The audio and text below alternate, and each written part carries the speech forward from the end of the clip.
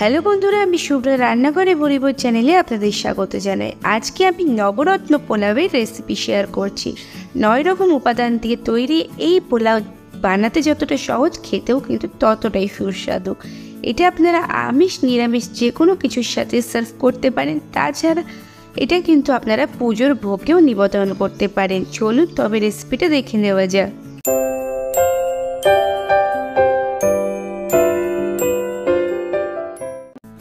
নবরত্ন পোলাও বানানোর জন্য এখানে আমি মেজারিং কাপ মেপে 1.5 কাপ চাল নিয়ে নিয়েছি। আপনারা মেজারিং কাপ না থাকলে বাটি বা কাপ যে কোনো কিছু মেপে নেবেন অবশ্যই, সেই বুঝেই পরে আমরা জল ব্যবহার করব।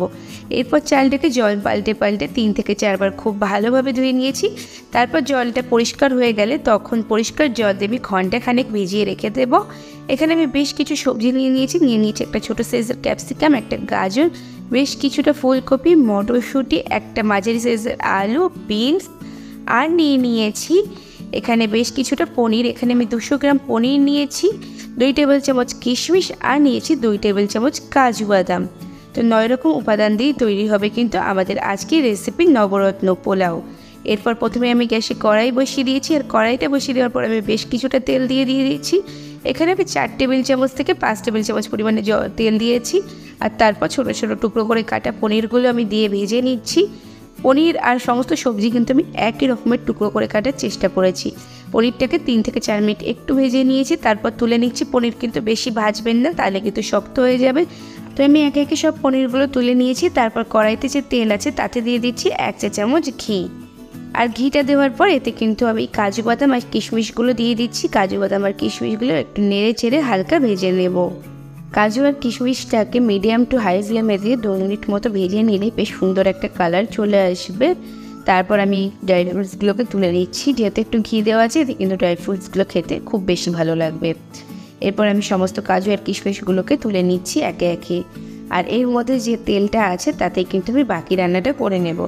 আমি এই রান্নায় খুব বেশি তেল ইউজ করিনি, আপনারা চাইলে আরেকটু বেশি পরিমাণে তেল দিতে পারেন।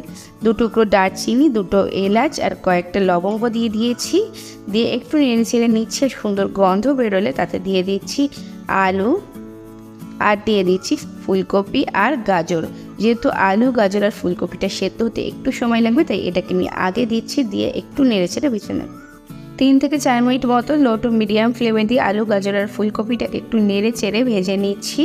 আর 3 থেকে 4 মিনিট পর যখন বেশ আলুর গায়ে একটা হালকা দাগ ধরবে আর গাজরের ফুলকপির গায়েও একটা সুন্দর দাগ ধরবে, ঠিক তখনই কিন্তু আমি বাকি সবজিগুলো অ্যাড করে দিচ্ছি। দিয়ে দিলাম বিনসটা, আর তার সাথে দিয়ে দিচ্ছি মটরশুঁটি, আর পরে দিয়ে দিচ্ছি ক্যাপসিকামটাও।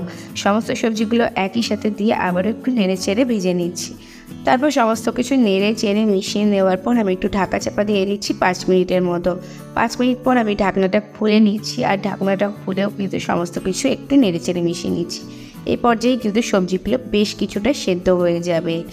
আর তারপর সমস্ত কিছু একটু নেড়ে চেড়ে মিশিয়ে এই সময় কিন্তু গ্যাসের ফ্লেমটা বাড়িয়ে দেবো, আর হাই ফ্লেমে দিয়ে কিন্তু 3-4 মিনিট মতো ভেজে নেবো, যাতে সবজিগুলোর গায়ে বেশ সুন্দর একটা রং ধরে।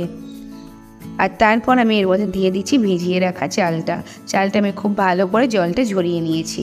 আর চালটা দিয়েও কিন্তু হাই ফ্লেমে 2-3 মিনিট মতো ভেজে নেব, যেন চালের জলটা শুকিয়ে যায় আর চালটা একদম ভাজা ভাজা হয়ে যায়। তো 3 থেকে 4 মিনিট এরকমভাবে চালটা ভাজতে ভাজতে কিন্তু চালটা একদম ড্রাই হয়ে যাবে আর ঝরঝরও হয়ে যাবে। আর ঠিক এরকম হয়ে যাবে, চালটা ভাজা ভাজা হয়ে যাবে সবজির সাথে।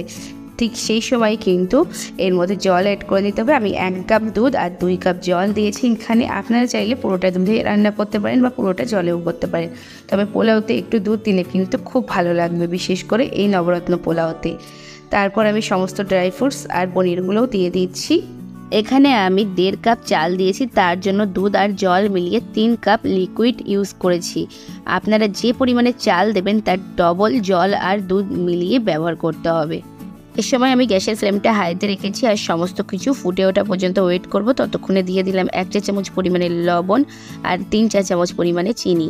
মিষ্টিটা আপনারা স্বাদ বুঝেই দেবেন। যদি কোনো নিরামিষ কিছুর সাথে সার্ভ করেন সেক্ষেত্রে মিষ্টির পরিমাণটা একটু বেশি দিতে পারেন। আমি যেহেতু এখানে চিকেনের সাথে সার্ভ করেছিলাম তার জন্য মিষ্টিটা একটু কম দিয়েছিলাম।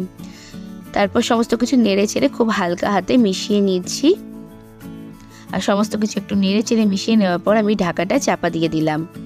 আর ঢাকনাটা চাপা দিয়ে গ্যাসের ফ্লেমটা লোতে করে আমি 12 মিনিট মতো রেখে দেবো। 10 থেকে 12 মিনিট পর আমি ঢাকনাটা খুলে নিচ্ছি আর একটু নাড়িয়ে নিচ্ছি। এরপর যে একটু নাড়িয়ে চাড়িয়ে মিশিয়ে নিতে হবে। আর আপনারা কিন্তু একটু সময় মুখে দিয়ে দেখেও নিতে পারেন নুন আর মিষ্টিটা কিন্তু কম হলে এই পর্যায়ে অ্যাড করে দিতে হবে, তবে কিন্তু ভালো লাগবে।